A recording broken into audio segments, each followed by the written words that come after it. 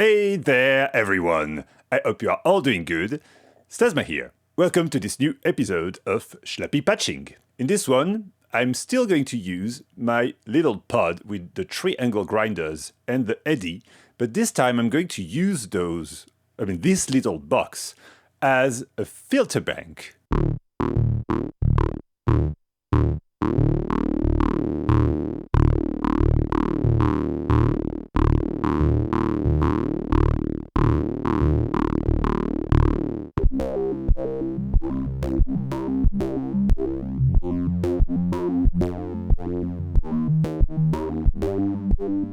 And this is going to be interesting this time in order to explore the sonic capabilities of the angle grinder as a filter instead of an oscillator in the last video. And once again, it's going to be interesting to check out the mixing capabilities and VCA capabilities of Eddy in that context. So let's go and have fun. So here we are again with triangle grinders. 4 actually, but we are going to use those 3 only. I'm going to talk to you about bandpass filters today, because that's a thing I love probably way too much, bandpass filters. And it happens that the angle grinder is one of my favorite bandpass filters. So I have one signal going to the 3 of them. So using the grind input, basically set my input gain. I don't go full on so I can avoid clipping that sometimes happen.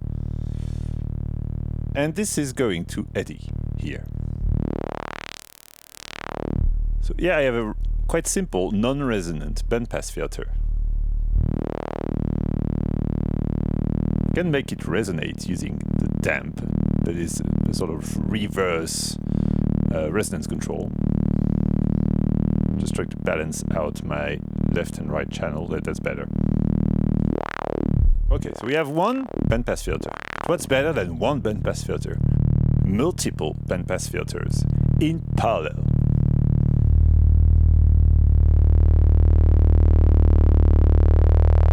Here's the second one.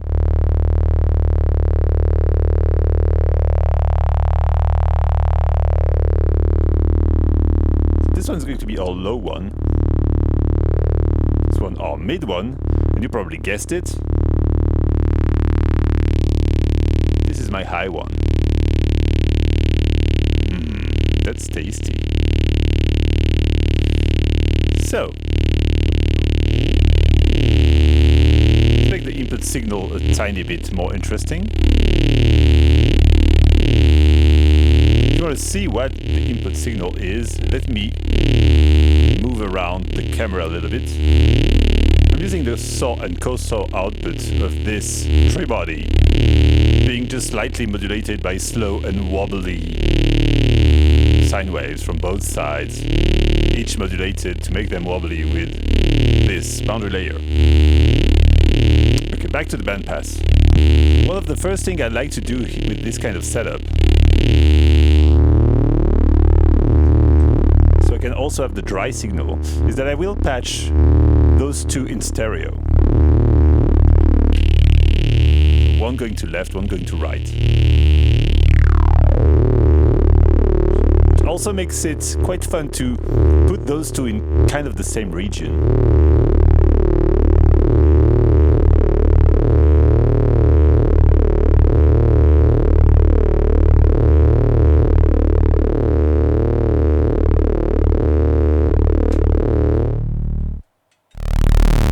So for reference, this is the input signal. Simple, drony, weirdo saw wave things.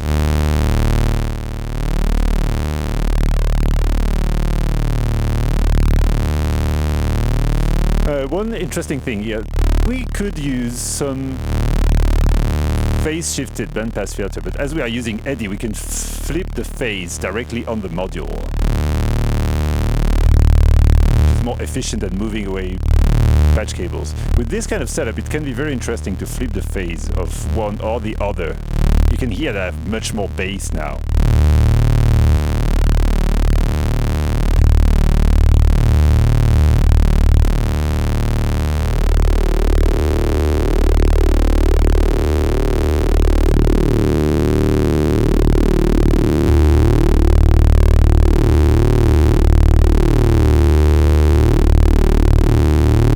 what can we do from this? I like to use modular synth on droney things, but not necessarily as pure drone voice. I could listen to this for hours, to be honest, but without changing any notes, we could modulate the levels of each of these things.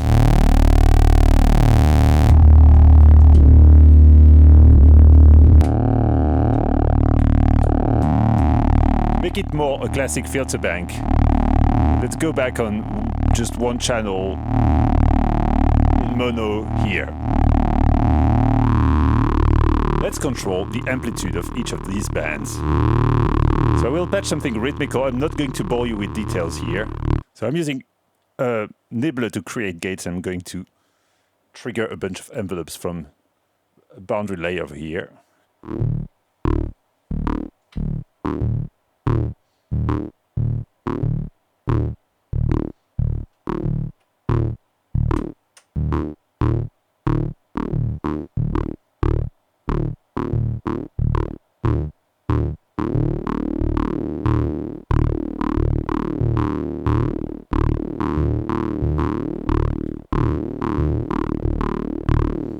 Okay. We could use step voltages. I'm going also to use another nibbler.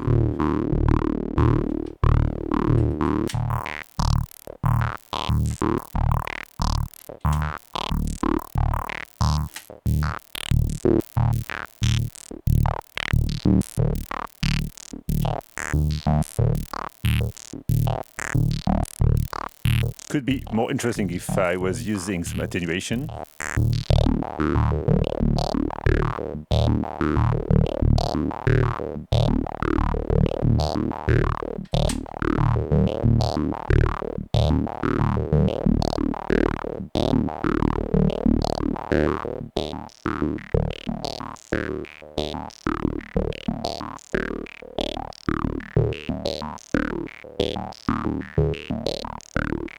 Okay, that's cool. Now, could be quite interesting to actually go back to no modulation, but now change the pitch of what's going in and see what it will change to the signal.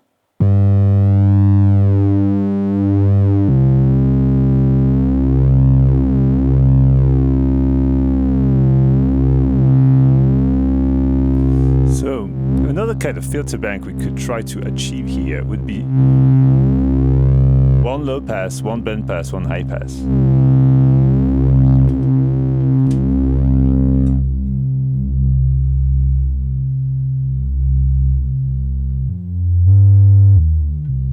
When you have only one filter, it's quite easier to grab one specific harmonics of the sound.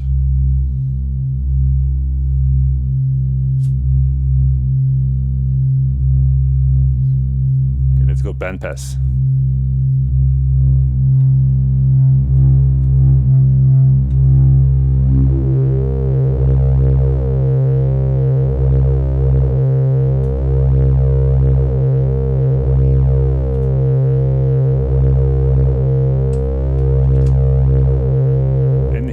High pass.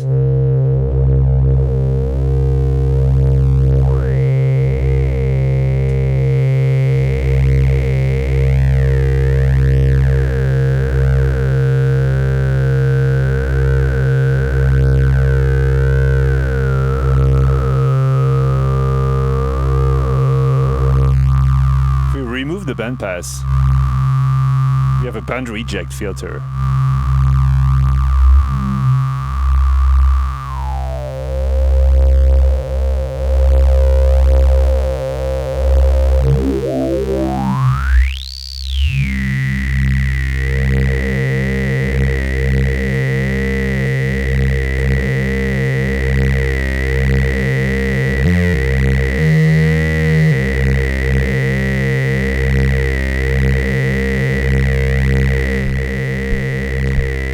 Just made a weird sort of percussive element.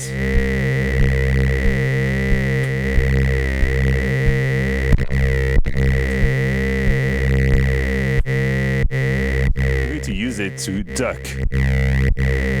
my whole filter bank mix over here.